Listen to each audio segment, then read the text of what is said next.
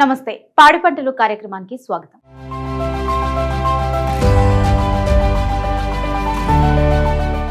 దేశానికి వెన్నెముక అయిన రైతు జీవితాంతం కష్టపడి నలుగురికి అన్నం పెడుతుంటాడు. కానీ వయసు మీద పడిన తరువాత ఆ రైతును ఆదుకునేవారు ఎవ్వరూ ఉండరు. రిటైర్మెంట్ అనేది కేవలం ప్రభుత్వ లేదా ప్రైవేట్ ఉద్యోగాలకే కాదు, రక్తం చిందించే రైతులకు కూడా అవసరమే. అందుకే వృద్ధాప్యంలో రైతులకు ఆర్థిక భద్రత కల్పించేందుకు కేంద్ర ప్రభుత్వం ఒక అద్భుతమైన పథకాన్ని అమలు చేస్తోంది. అదే ప్రధానమంత్రి కిసాన్ మాన్ ధన్ యోజన. ఈ స్కీమ్ లో చేరిన రైతులకు 60 ఏళ్లు నిండిన తరువాత ప్రతి నెల 3,000 రూపాయల చొప్పున పెన్షన్ లభిస్తుంది. అసలు ఈ స్కీమ్ కు ఎవరు అర్హులు, నెలకు మనం ఎంత కట్టాలి, ప్రభుత్వం ఎంత కడుతోంది, ఎలా దరఖాస్తు చేసుకోవాలి అన్న పూర్తి వివరాలను ఇప్పుడు చూద్దాం. ప్రధానమంత్రి కిసాన్ మాన్ ధన్ యోజన పేరుగే కాదు, అన్నదాతల జీవితాల్లో నిజంగానే ఒక మాన్ ధన్ గా నిలుస్తోంది. దేశంలోని లక్షలాది చిన్న సన్నకారు రైతులకు ఇది వృద్ధాప్యంలో ఆర్థిక భద్రత కల్పిస్తోంది. వ్యవసాయం కేవలం పంటలు పండించడం మాత్రమే కాదు, అది ఒక జీవన విధానం. అయితే ఎన్నో కష్ట నష్టాలను కోర్చి నిరంతరం శ్రమించే రైతులకు వృద్ధాప్యంలో ఎలాంటి ఆర్థిక భద్రత లేకపోవడం ఒక పెద్ద సమస్యగా ఉండేది. ఈ నేపథ్యంలోనే వారికి అండగా నిలవాలి అన్న ఉద్దేశంతో కేంద్ర ప్రభుత్వం ఒక పథకాన్ని ప్రవేశపెట్టింది. ప్రధానంగా చిన్న సన్నకారు రైతులు తమ వృద్ధాప్యంలో ఎలాంటి ఆదాయ వనరులు లేకుండా ఆర్థిక ఇబ్బందులు పడకుండా ఉండేందుకు ఈ పథకం రూపొందించబడింది. 2019 సెప్టెంబర్ 12న కేంద్ర ప్రభుత్వం ప్రారంభించిన ఈ పథకం రైతులు 60 ఏళ్లు నిండిన తరువాత ప్రతి నెల 3,000 కనీస హామీ పింఛను పొందేలా రూపకల్పన చేశారు. ఈ పథకానికి అర్హులెవరంటే ఆగస్టు 1, 2019 నాటికి తమ రాష్ట్రం లేదా కేంద్రపాలిత ప్రాంత భూ రికార్డుల ప్రకారం 2 హెక్టార్ల వరకు సాగు భూమి ఉన్న చిన్న సన్నకారు రైతులు. అలాగే పథకంలో చేరే వయస్సు 18 నుండి 40 సంవత్సరాల మధ్య ఉండాలి. ఈ అర్హతలు ఉన్నవారు మాత్రమే ఈ పథకంలో చేరడానికి అవకాశం ఉంటుంది. ఈ పథకం స్వచ్ఛందమైనది, చందా ఆధారపూరితమైంది. కానీ కొన్ని మినహాయింపులు కూడా ఉన్నాయి.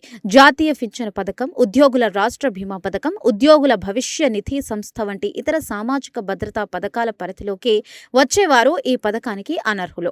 అంతేకాదు, రాజ్యాంగ పదవుల్లో ఉన్నవారు, మాజీ, ప్రస్తుత మంత్రులు, ఎంపీలు, ఎమ్మెల్యేలు, నగర మేయర్లు, ఆదాయ పన్ను చెల్లింపుదారులు, డాక్టర్లు, ఇంజనీర్ల వంటి నిపుణులు కూడా ఈ పథకానికి అర్హులు కారు. ఈ నియామకాలు పక్కాగా ఉన్నాయి.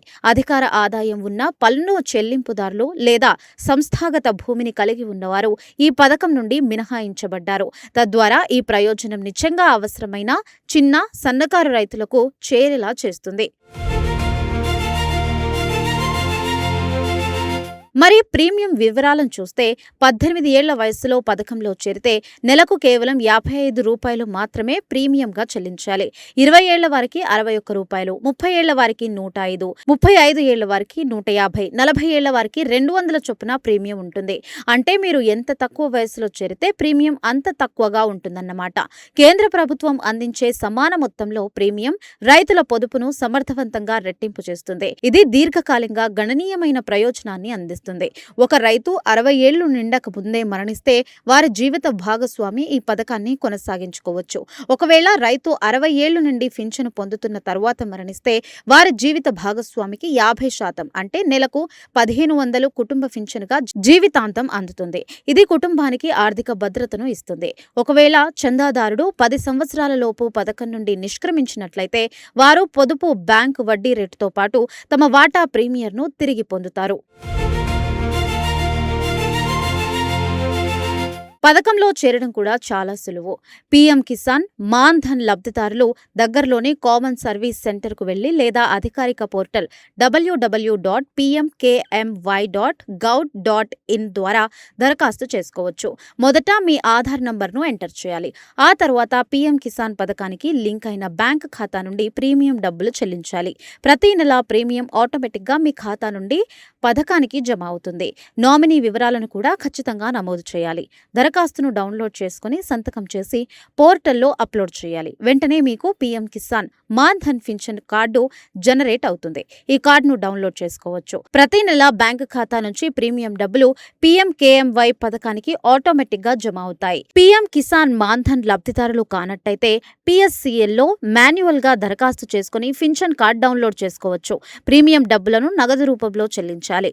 ఆ తర్వాత బ్యాంకు ఖాతాలో జమ చేసుకోవాలి.